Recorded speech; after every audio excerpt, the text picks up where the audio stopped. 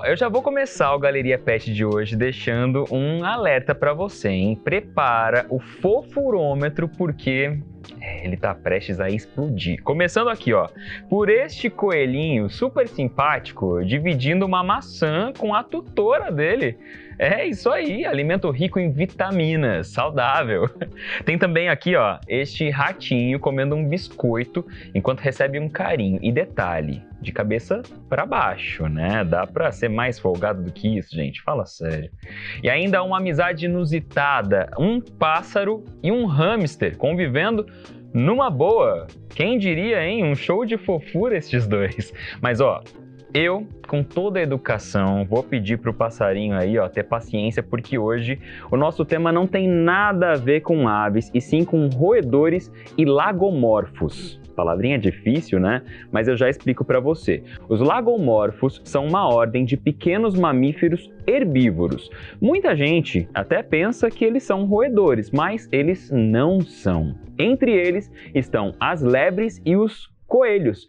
Os lagomorfos se diferenciam dos roedores por algumas razões. Por exemplo, eles têm 4 dentes incisivos na mandíbula superior, ao contrário dos roedores que só têm 2. Além disso, eles são quase estritamente herbívoros, enquanto os roedores são, em alguns casos, onívoros, ou seja, animais que se alimentam tanto de plantas ou algas como de outros animais. Recentemente eu conheci uma pessoa apaixonada por esses bichinhos, é o Alex. Ele é criador de algumas raças de coelhos e de porquinhos da Índia aqui em São José, e eu fui até a casa dele para ver tudo isso aí de perto. Olha só.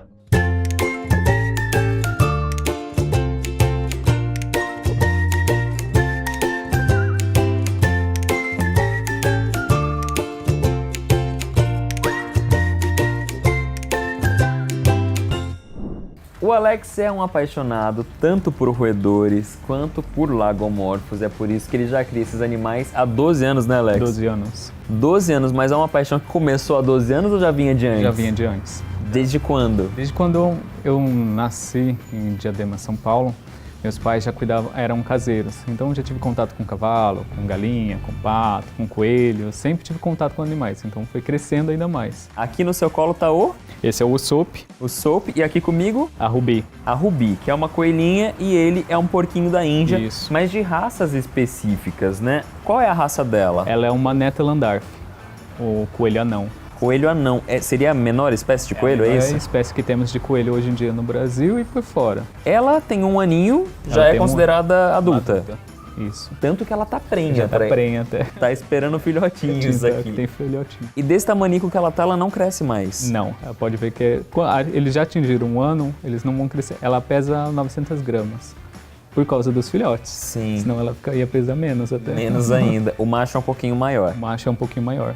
Agora, este porquinho da Índia que tá aí com você chama atenção porque ele não tem pelo. Quer dizer, tem um pouquinho aqui na região do focinho, Sim. mas é quase nada.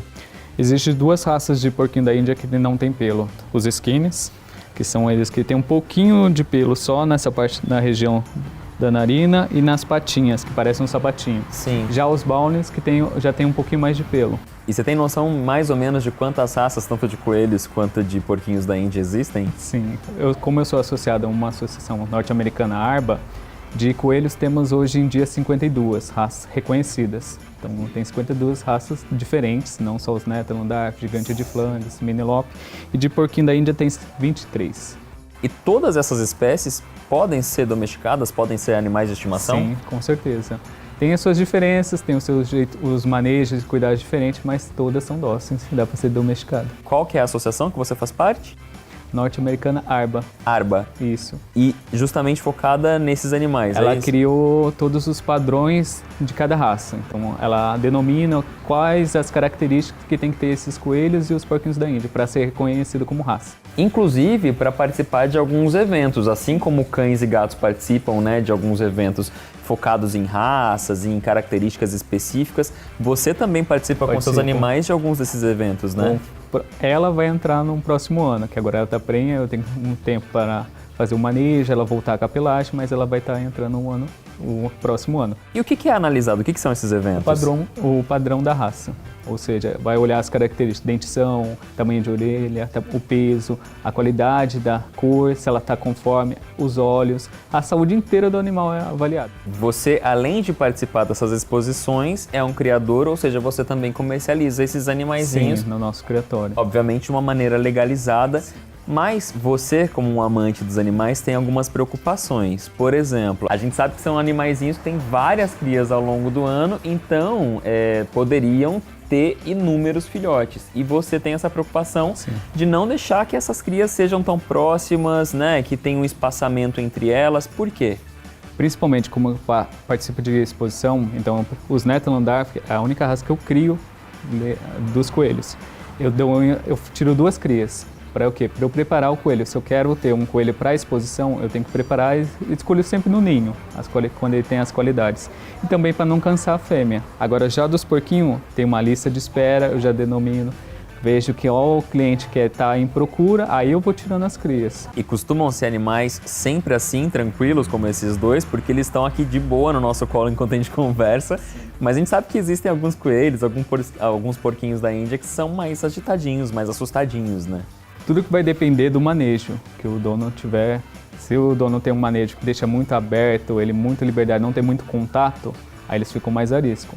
Quanto mais ele tiver contato, ele vai ser mais manso, principalmente os skinnies, que ele reconhece o dono, quando ele sabe a hora da alimentação, ele sabe a hora que você vai pegar, ele já vem para a porta, ele já vem para o recinto, é bem bacana. Se apegam tipo cachorrinho mesmo? Apega mesmo. Coelhos é muito fantástico, que eles vêm, ficam perto, se você está no sofá, ele pula no sofá, vem no colo, olha só. Se joga igual o gato.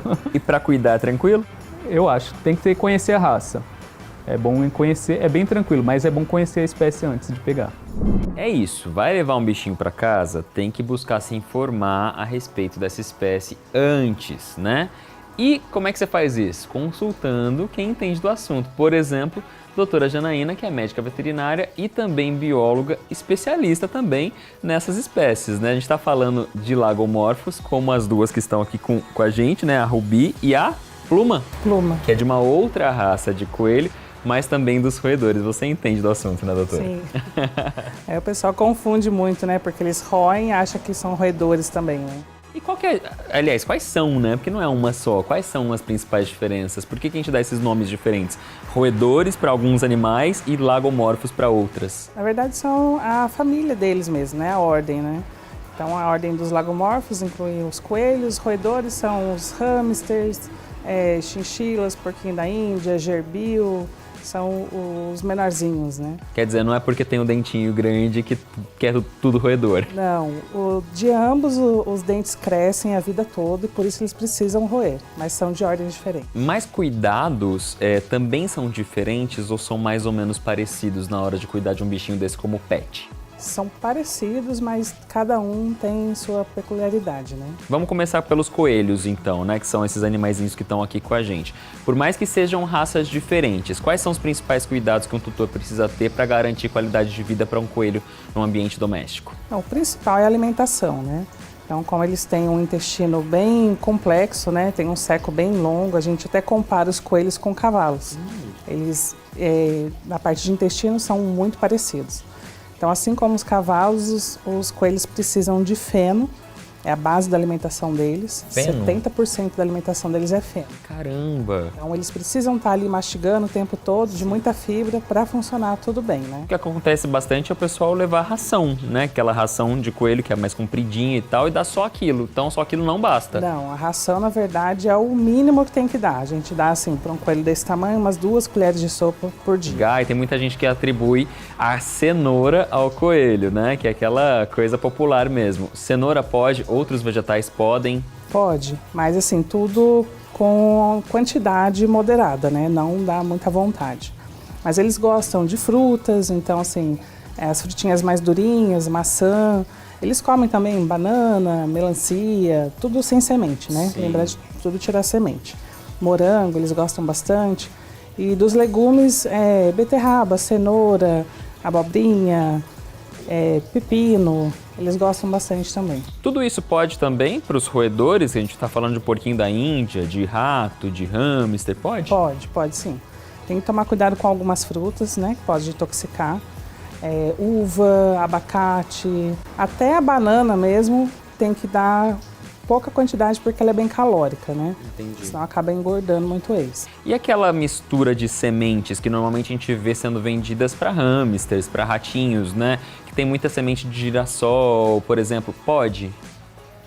Como petisco, Petisco. de vez em quando. Olha, Então assim, o girassol ele não tem nutriente nenhum. Ele é só gordura, não tem nada de nutriente. Eu até assimilo como um chocolate pra gente. É bom, mas não dá para comer todo dia, né? agora em geral, doutor, esses animais, eles acabam fazendo um pouquinho de sujeira. Quem já teve coelho sabe que eles fazem bastante cocô, bastante xixi. Isso vale para aqueles outros animaizinhos também que a gente está falando aqui no programa de hoje. Como é que tem que ser a rotina de higiene? Então, eles são animais bem limpinhos, né? Eles mesmos se limpam. Então, eles gostam de usar um banheirinho. Então, o banheirinho tem que estar ali sempre limpinho. Pode ser com substrato de madeira, com feno mesmo. Eles escolhem um lugarzinho para seu banheiro. E acaba sendo sempre ali. Sempre ali. Uma coisa que preocupa as pessoas em relação a banho. Porque a gente pensa em pet, já pensa logo em cachorro, por exemplo, que vai ao pet shop.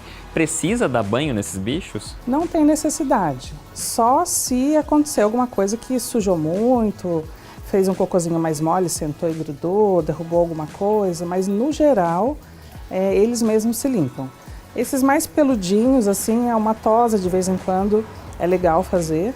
Mas assim, banho com frequência igual cachorro não tem necessidade. Mas aí é aconselhável procurar algum especialista nesses animais e não fazer por conta em casa, né? Exatamente. Tem alguns pet shops que têm cursos, né, de banho e tosa em porquinho da Índia e coelho. E daí eles sabem até mesmo como fazer a contenção, né? Porque numa contenção errada? Porque numa contenção errada pode acontecer um acidente, né?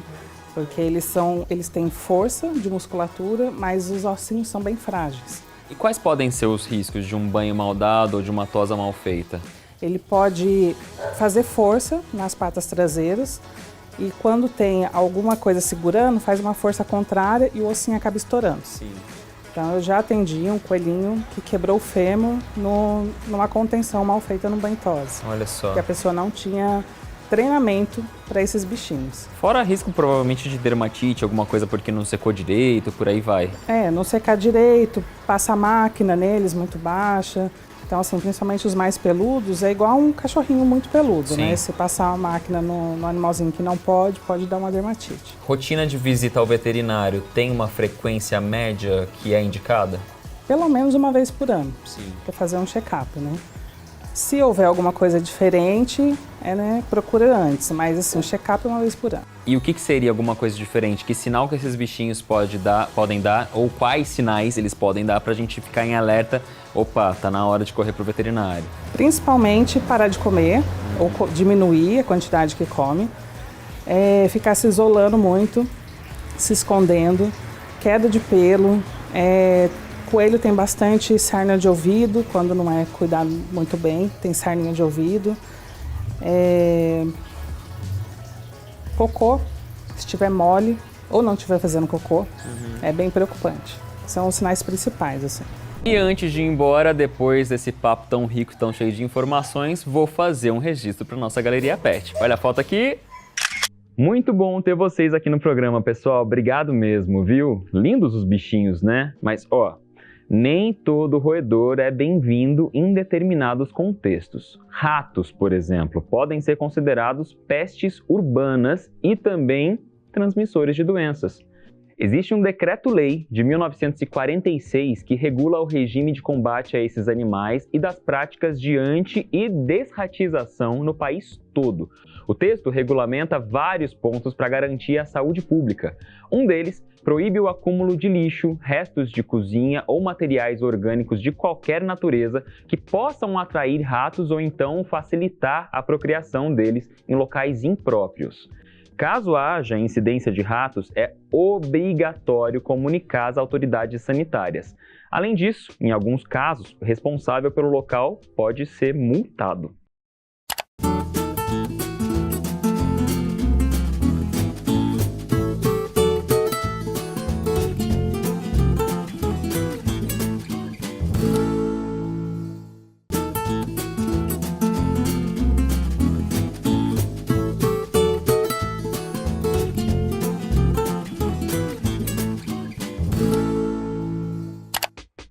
universo dos roedores e dos lagomorfos, ordem de mamíferos que inclui lebres e coelhos, desperta muitas curiosidades e muita fofura também. Por exemplo, aqui, ó, esta garotinha e o coelhão dela são verdadeiros melhores amigos. Onde ela vai, o orelhudo vai atrás, super parceiros. Amizade que também existe aqui, ó, entre estes dois hamsters. Eles não se desgrudam nem na hora de correr na rodinha dentro da gaiola. O problema é que um tá atropelando o outro ali, né? Não tá dando muito certo, não. Já este ratinho aqui, ó, não quer saber de atividade física, não. Para ele, a vida boa é ficar assim, largadão, comendo cereal. Bobo que ele não é, né? A verdade é que esses bichinhos são mesmo apaixonantes e muito espertos. Aqui, ó, este aqui, você conhece? É o gerbil, também conhecido como esquilo da Mongólia. E eu sei de um cara que gosta tanto desse bichinho que tem, ó, 6. É o Arthur. Eu vou ligar pra ele. E aí, Arthur, beleza? E aí, Tiagão, beleza? Tudo bem por aqui. Me fala, há quanto tempo você já tem essa família de esquilos da Mongólia aí na sua casa? Então, cara, eu já tenho essa família faz 2 anos e 3 meses já. Ó, hoje a gente tá falando sobre roedores aqui no Galeria Pet. O que você acha da gente se encontrar e você me contar mais sobre os cuidados que você tem com esses bichinhos? Cara, ia ser perfeito. Bora? Show! Até já, então. Até já.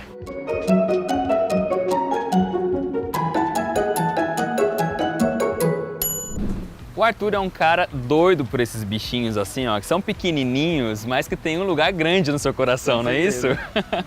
Como é que surgiu essa história de querer ter gerbil? Então, cara, eu sempre quis ter roedores. Tipo hamster, essas coisas, que eu nem sabia que existia gerbil. Desde criança? Desde criancinha, desde pequena, eu pedi pra minha mãe, ela nunca deixou, porque a gente sempre morou em apartamento. Uhum.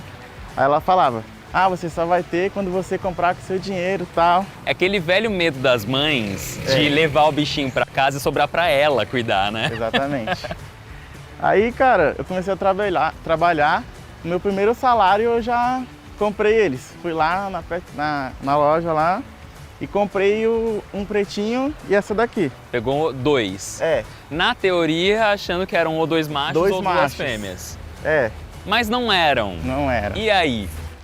Aí eu fui, eles não reproduziram nada, ficou lá uns 8 meses. Aí eu fui e comprei a cinzinha. Meu Deus, ele levou mais. É, daí eu falei, tudo macho, de boa, né?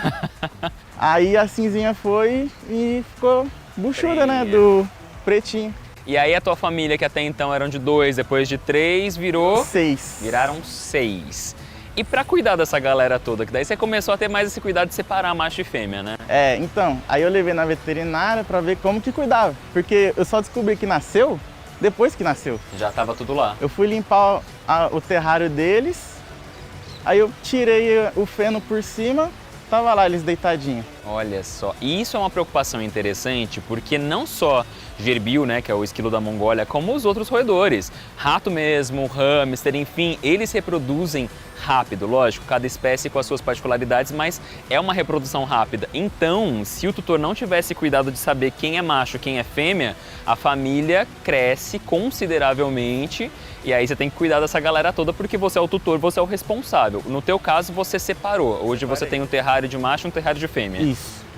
Aí, quando eu fui lá na veterinária, eu perguntei, né, tem como castrar esses bichinhos? Ela falou que tinha, mas, né, tava muito caro. Aí compensou mais separar mesmo. Mais fácil separar, né? Bom, se quiser castrar, tudo bem, tem essa opção, mas é mais fácil separar. E no teu caso, agora você então tem 2 terrários. Sim. Como é que foi montar esse espaço para eles, Arthur? Então, eu quis um espaço grande, porque eles gostam muito de andar, pular das coisas, cavar, Sim. fazer toquinha e tal, e roer tudo. Então, tipo, rodinha, coisa de plástico... Não adianta. Não adianta pra eles roem tudo. E você fez camadas, é muito interessante que são Sim. camadas grandes. O que tem ali no terrário? Então, na primeira camada eu sempre coloco alguma coisa para absorver a umidade, que são os talinhos de madeira que eu coloco. Sim. Que você compra para gato mesmo, sabe? Similar àqueles de gato para fazer xixi, né? É. Aí por cima vai uma camadinha de feno e às vezes eu coloco uma serragem por cima só para eles se adaptarem mais, sabe? E eles, pelo visto, estão bem adaptados. Fazem Muito. toca, fazem túneis. Sim, eles dormem tudo juntinho, é uma belezinha. Leva no veterinário com frequência? Levo. Como é que é? Eu não levo, a veterinária que vai lá em casa. Bom, tem um acompanhamento de uma forma ou de outra, Sim. né? Aí eu faço a cada 1 ano, 6 meses. Quando eu percebo que eles não estão bem, eu tiro uma fotinha e mando pra ela. Sim. Eles estão meio tristinhos e tal, o que pode ser? Que nem na época de calor, eles iam na madeirinha deles ali e ficavam esticadinho. Uhum. Aí era por causa do calor, porque quando eles estão em contato com alguma superfície mais geladinha, a barriga Sim. deles esfria o corpo todo, entendeu? Mas é difícil de cuidar? Já aconteceu de algum ficar doente mesmo? Ou foi... Não, foi tudo bem tranquilo, porque que nem a alimentação deles eu acho que é a parte mais importante. Então eu tenho uma dieta bem balanceadinha para eles. Você oferece o quê? Às vezes eu ofereço cenoura, mas tipo, cenoura abre o apetite deles, Aham. então no outro dia eu tenho que dar uma coisa com mais sustância, sabe? Sim. Aí eu dou uma semente, dou a raçãozinha deles mesmo, dou algum vegetal. E tudo isso com orientação da veterinária Sim. que está cuidando, O né? ideal é dar vegetal verde escuro. Legal, legal. E em questão de comportamento, porque as pessoas pensam normalmente ali no cachorrinho, no gatinho, que são os bichinhos mais comuns, são aqueles bichinhos que ficam junto e tal. Esses animaizinhos, eles acabam ficando mais tempo dentro do terrário do que na mão da gente, como elas estão aqui agora, né? Mas dá pra ter essa troca, a gente tá vendo que dá, né? Que elas estão aqui bem tranquilas, mas como é que é essa adaptação? Tem alguns que são mais ariscos, outros nem tanto. Então, tem os que são mais arisquinho mesmo, mas se você pegar eles bem pequenininho, que na loja eles começam a vender com 45 dias, Sim. se você pegar eles bem pequenininho e todo dia, uma vez por dia só, porque tipo, se você pegar toda hora, eles realmente vão ficar estressados. Sim. Então uma vez por dia ali, você colocar a mão, deixar quietinho, eles verem que a sua mão não faz mal para eles, quando você começar a ver, eles já vão começar a subir sozinho na sua mão. E questão de adaptação, né? A gente vê, como é o nome dessa que tá com você? Essa aqui é a Emily. A Emily. A Emily, vocês veem que tá ali, ó, correndo na mão dele o tempo todo. Agora que tá comigo é Essa aí é a Twitch. a Twitch, que já tá super quieta. Começou a entrevista super agitada e agora aqui, ó, tá quase dormindo na minha mão. Quer dizer, é questão de hábito mesmo, né? Isso. Cada um tem o seu jeitinho. É o seu jeitinho, normal. Mas uma coisa que não dá pra negar, minha gente, é que esses bichinhos, por menores que eles sejam, são sim muito espertos, muito inteligentes e todos eles podem inclusive aprender truques, podem ser adestrados. É por isso que a gente vai trocar uma ideia agora com um cara que manja bastante desse assunto, olha só. Se tem um cara que entende de comportamento animal, esse cara é meu amigo Vitor, por isso que ele está aqui hoje para falar não só de animais em geral, porque todos têm alguma coisa para ensinar, para aprender e por aí vai, mas especialmente roedores e lagomorfos também, né? Que são os coelhos, as lebres, que também tudo consegue ser adestrado, tudo a gente consegue estudar comportamento? Sim, com certeza. Vamos começar pelo básico, que a primeira coisa que a galera deve pensar, nossa, mas são bichinhos muito medrosos. A gente tem que valorizar e aproveitar o que a gente chama de fase de imprint, que é uma janela de aprendizagem que eles têm nos primeiros dias, nos primeiros momentos da vida dele, que eles se acostumam com o que eles veem, quem eles são, aonde eles pertencem. E isso é de pequenininho mesmo. Quanto antes, tá? Então vamos colocar assim que o bichinho tá ali abrindo o olho, já é legal ele sentir o seu cheiro, ele sentir o seu toque, lógico, respeitando os limites da mãe. Se for uma mãe, uma rata que já é acostumada, muito melhor, porque você vai conseguir ter um contato muito mais próximo. Então esses bichos, tendo contato com a gente e tendo uma associação positiva conosco desde muito pequenininhos, Thiago, eles viram praticamente cachorros. Olha. Eu já tive rato que buscava a bolinha, que eu chamava e vinha pelo nome, andava atrás de mim, colocava no chão, subiam pela perna, justamente por querer estar perto. E você já chegou a ensinar, inclusive um rato branco como o Robson, que está aqui no meu ombro, a mergulhar, é isso? Sim, exatamente. E o rato mergulhava no aquário de 200 litros até o fundo, pegava a bolinha e jogava dentro do gol. E para ensinar esse truque, é algo muito demorado?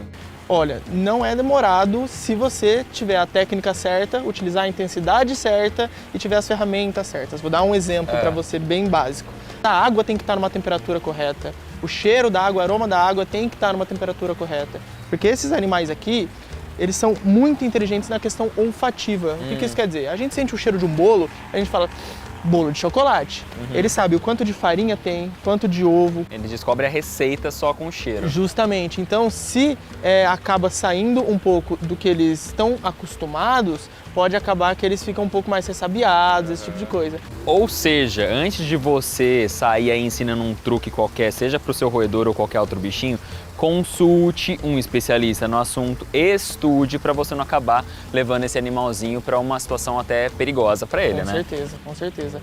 mas em questão também de aonde você vai alocar esse animal. Eles precisam, a galera às vezes vai na pet shop e aí o vendedor fala, essa gaiola aqui é boa para rato. Uma gaiola pequena, o bicho às vezes tem contato direto com o substrato utilizado de forma errônea pode acabar fazendo mal para eles, aquelas serragens que tem muito pó podem fazer mal para eles também. Então é legal você estudar não só a parte comportamental, mas também como aquele bicho vive, o que ele precisa, justamente para ter uma vida saudável, pra garantir uma vida bem-estar, bonitinha, exatamente. Agora, falando de comportamento, a gente pensa muito nos ratos, né? A gente vê um ratão desse com um rabão comprido, ou mesmo um menorzinho, como a gente acabou de ver o esquilo da Mongólia, que é como se fosse um ratinho titico também, né? Mas assemelhado mais ao hamster do que ao rato em si, mas os roedores, de forma geral, acabam gerando em algumas pessoas, não todo mundo, mas em algumas pessoas, aquela sensação de um bicho sujo, um bicho que eu não quero por perto, um animal que vive em esgoto, em lugar não higienizado. Certo.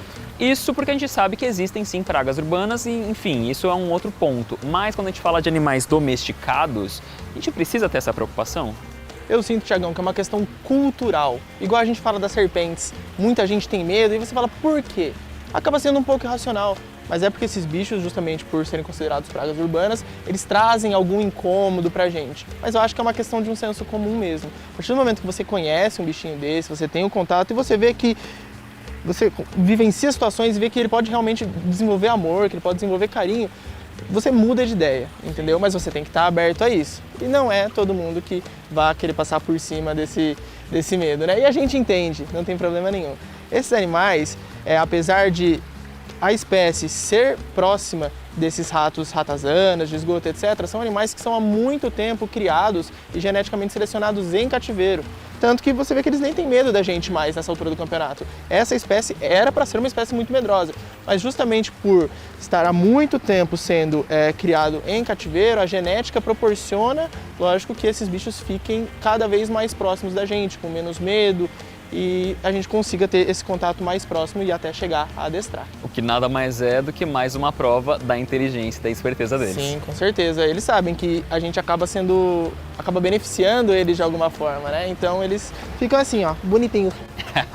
E não importa, gente, se vai ser um rato, um hamster, outro roedor, um coelhinho ou mesmo um cachorro e um gato.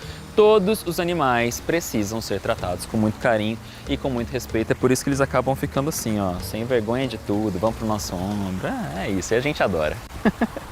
Agora misturamos as espécies, misturamos tutor com adestrador, mas o importante é a gente ter registro deste momento para nossa galeria pet. Então, a nossa foto aqui, todo mundo...